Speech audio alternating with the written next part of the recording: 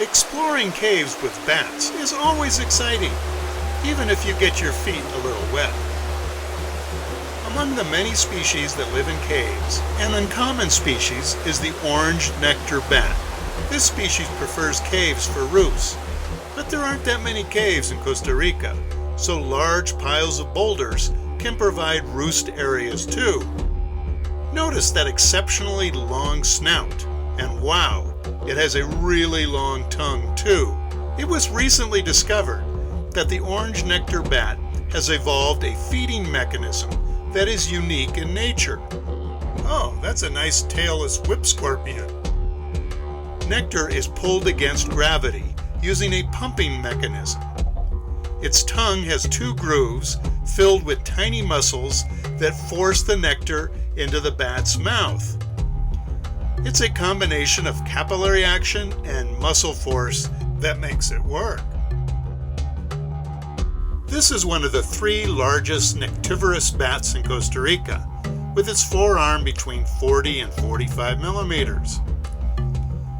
Most nectar bats are in the highlands, but the orange nectar bat is found in wet forested lowlands and rarely gets up to 1,500 meters.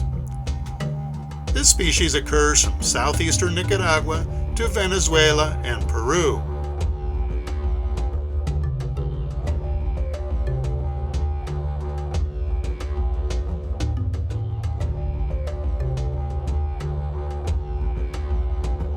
They all look orange with a thermal imaging camera.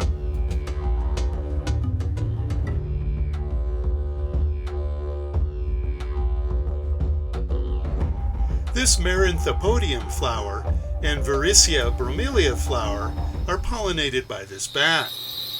Notice that the plant places the pollen on the top of the bat's head. They do eat both the nectar and the pollen, but at times they have to compete with some of the bigger species in the ecosystem, like this olingo, who just ate all the banana flowers.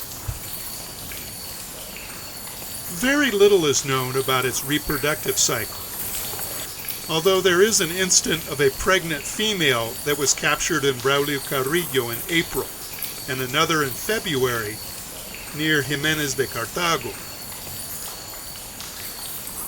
They really don't need those teeth for feeding on nectar and pollen, but they are useful for eating some fruit and insects.